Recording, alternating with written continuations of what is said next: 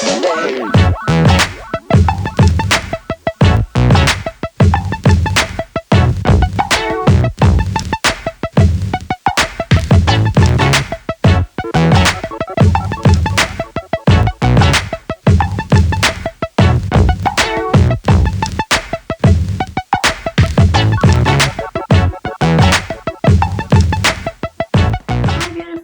back to my channel. For today's video, I'm going to show you my current foundation routine. I personally have an oily acne-prone skin, so I would most likely gravitate towards full coverage makeup. Since I do have oily skin, I like to be matte. But now that it's winter time, I find that if I use a super full coverage and matte foundation, it feels really tight and it sort of, you know, that cracky feeling when you have a mask on. That's what I feel. I'm not sure if I do get some dry patches, but I know for a fact that I do have extremely oily skin, so that's a bit strange. So to start with, I like to prime my face with the Benefit Professional Matte Rescue Primer. This is what I'm using as of late. I do love the original Benefit Professional Primer and I can't bother switching to one. So what I'll do is I will concentrate this primer around the oiliest part of my face. So many details inside my face and finish it immediately. This primer is pretty good, but I find that it does not really cover my pores, so I have to let it dry. And once that's sort of soaked into my skin, I'd like to go over with the Dr. Brandt Pores No More Pore Refiner primer. Just cover my pores and full extra mess. So I like to swipe in and the same sort of I have really big pores. So for foundation, I like to use the NARS Sheer Glow foundation. This is actually a pretty good foundation. Don't let the name sheer put you off because it's not sheer at all. For me, I find that it goes from medium to full coverage. So the color that I'm in at the moment is Syracuse, which for some people they might find that it's really dark, but for me it matches my skin because my skin does not really change color at all. So whatever skin tone I have on summertime, it will remain for the rest or throughout the year. So what I do is I like to take a few pumps and just spread it all over my face, like so. I just go ham with it. But I mostly concentrate it on the cheek area where I have blemishes. So once that's done, I like to use a beauty sponge to blend it all out. This one is from Chi Cosmetics. I like how it has a grip and also a bottom part which is similar to Beauty Blender and then a flat top, which I like to set my concealer. So I'll just dab.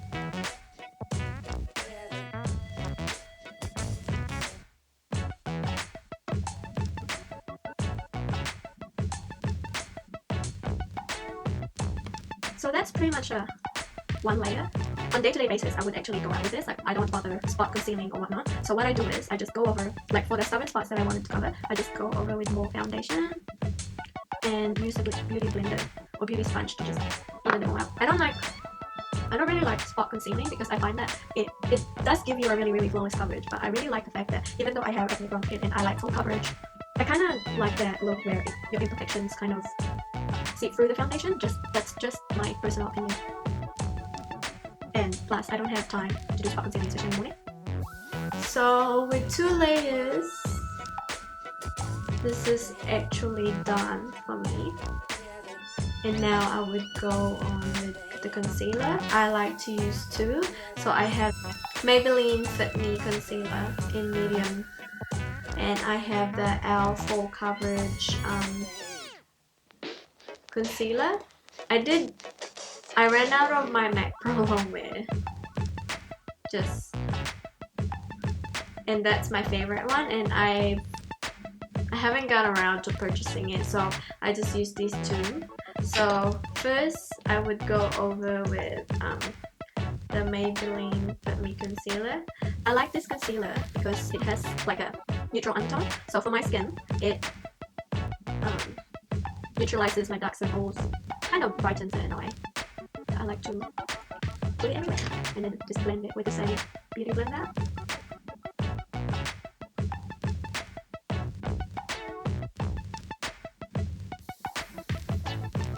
it blends so nicely, and also it brightens my under eye. So, but sometimes I find that the color oxidizes, and it does a good job in covering my dark circles, but it just oxidizes into like a dark shade. So that's done, and I would go over with the e.l.f. full coverage concealer, and this is in the shade Nude, which is a bit light. So I like to go over with that, with this concealer, just kind of to lock the concealer in, and also to brighten my dark circle. And yeah, done. This concealer is actually quite good. As long as you set it properly, it won't crease, and it doesn't have that really thick consistency. It's a bit creamy, and it's easy to blend. So now that I have my foundation and my concealer on, I like to wait for it to soak for a bit before setting it. So while I'm waiting, I would usually do my brows, do my mascara, or if I have time, I'll do my eyeshadow.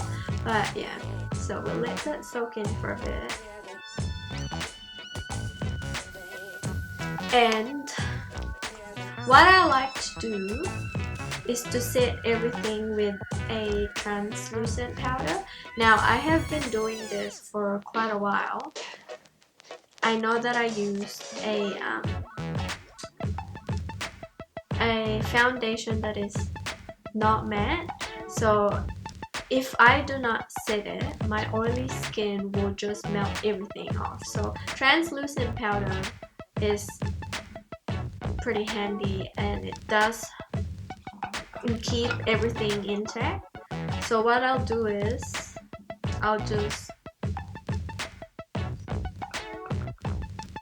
let the product just maybe shake it, and then using the edge, the other tip of the beauty sponge, I like to go get a decent amount, then set my under eye like so.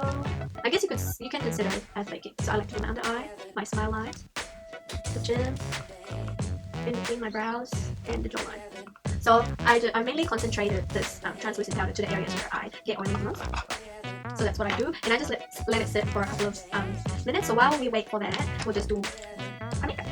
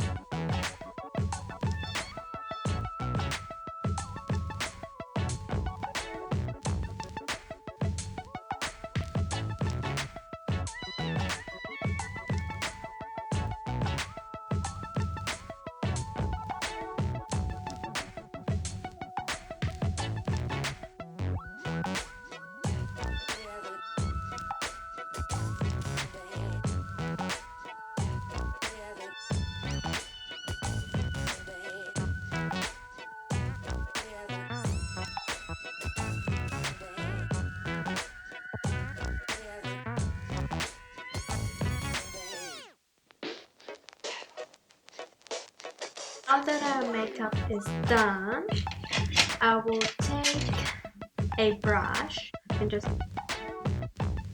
brush it all off, just the excess powder. As you can see, by letting it sit for a bit, it does leave a nice flawless finish to the face. Just make sure you buff everything up.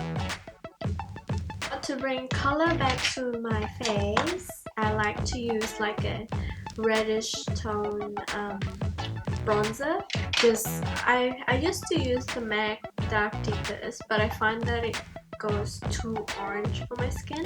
So a red tone is actually perfect because it just creates like a nice shadow instead of it being too orange. It just blends well to my skin. Make sure you buff everything so you don't get that line. And then I like to go over my nose. I typically don't contour my nose because I don't know how. So I just bronze it just to give some dimension. So our eyes is looking a bit dull at the moment, I mean our under eyes.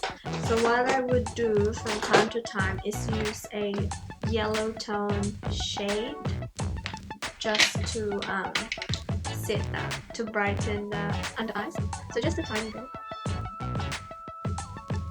And I would go over the areas. I really like to bronze again using the Hourglass ambient lighting palette in this radiant light. Yeah, radiant light. Just to kind of add light back into the skin since we're looking pretty matte and dull. I just like the effect that it gives. It gives me kind of like the bronzy look, you can see. And to highlight, I like to use the in here, which is dim light. So I just use my finger to fill in the nose. And cheekbones and under the brows. And my inner corner. That's that, just to add a little bit of glow. And for blush, I've currently been loving the e.l.f. Blushing Rose blush. It has like a tiny shimmer, but it looks so good in the skin. Just adds like a little blush. I don't want to put too much because it's so this is my face done. This is actually my everyday look. And for lips, I would usually just use lip balm. But today, we're going to try this. This is the one that I bought a couple of days ago. It's so cute. This is the Rosy Lips Vaseline. So we'll try this together. It's actually pretty nice. So it adds like a rosy tint. Ooh, it smells so good.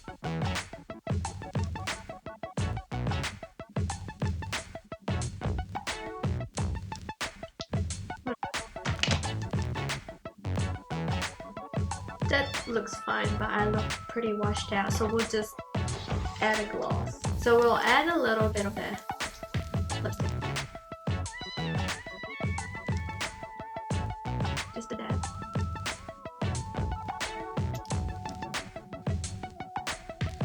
That's not it. After that all in, I like to use my MAC Fix Plus. For it to not look powdery and also to set everything that we've done. And this is the finished look.